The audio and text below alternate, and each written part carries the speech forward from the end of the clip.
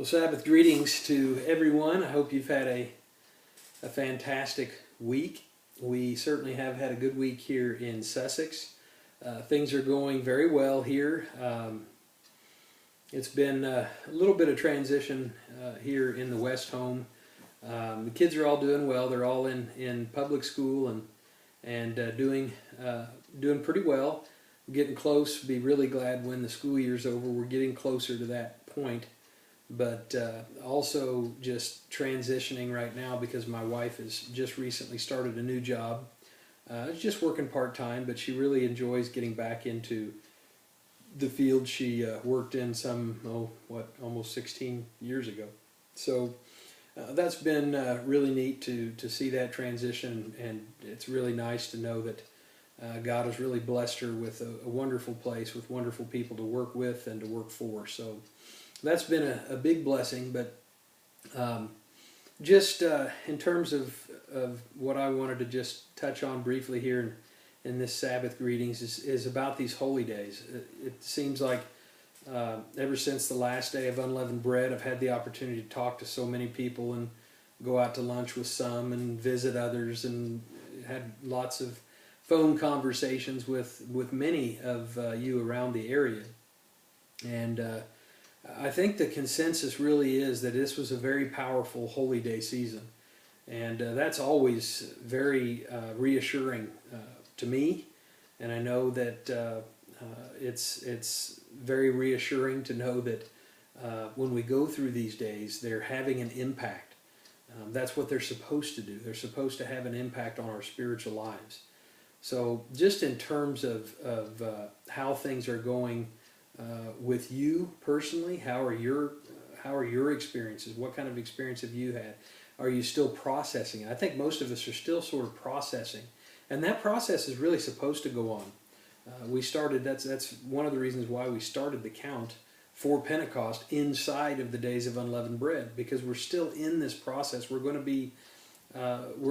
to be processing this information for a good long while, and it won't even end at Pentecost, but we'll certainly add more to the story when we get to Pentecost and start talking about the purpose for Pentecost, what it means for us, how it affects us personally, and how important that step is in God's plan for us as first fruits. So I know I'm looking forward to that very much, but in the meantime, throughout this process, I always think about the difference between those that have found the holy days impactful and maybe others who are still kind of, well, it's been okay, but maybe they don't, for whatever reason, feel that it's been as impactful as it should be. There's still time, and we can be continuing to pray, to fast regularly, to draw close to God. That's what we're all here to do, is to process this way of life, to live these holy days to the very fullest and understand their deep and rich meaning. And I know it's hard sometimes when you're working full-time jobs and you've got a lot of other things going on, but it is very, very important to consider how we fit into God's plan. And that's what we do in the spring, and we get all the way into the late spring here as we get closer to Pentecost. We get pretty close to actually getting into summer. Not quite there, but the purpose is, to start thinking about in terms of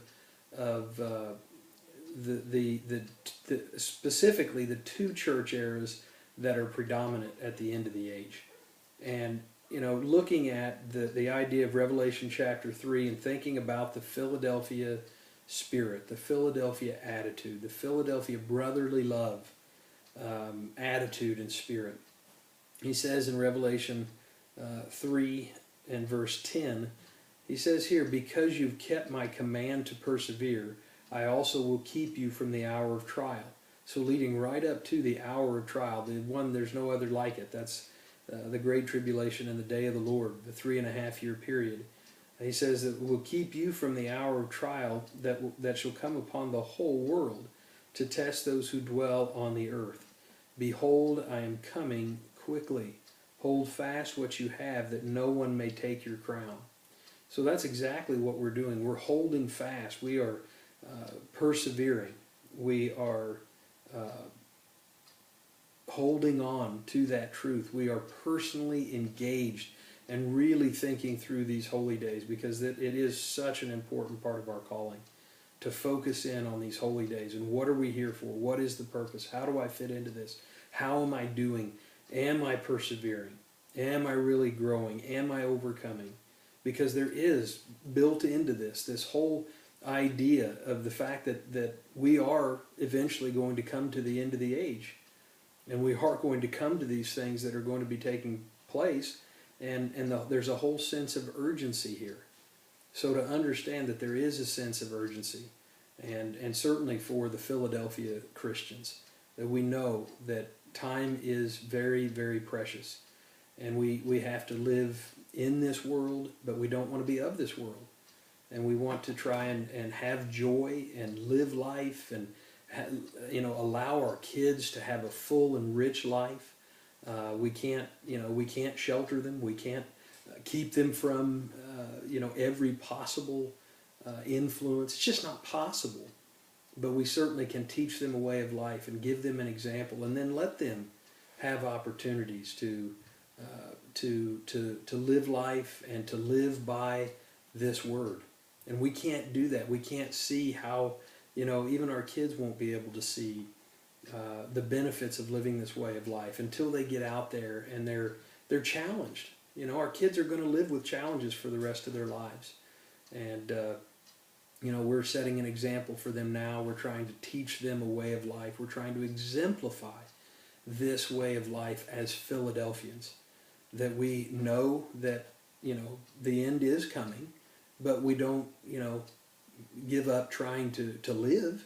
We live, and we have joy, and we have all those fruits of the Spirit, and we try to persevere, and we try to look at ourselves, and we try to overcome and grow and let Jesus Christ live in us. And if he is living in us, then we will have brotherly love. We're going to have joy. He wants us to have the joy. He says, I want my joy to be in you, and to fulfill that joy by living this way of life and having him live in us. So just some food for thought, that, to be Philadelphians means that, yes, we're going to be focused on loving one another and loving others, even our enemies, and that's sometimes difficult, but we love and we persevere, and we have the sense of urgency that goes with the times that we're living in.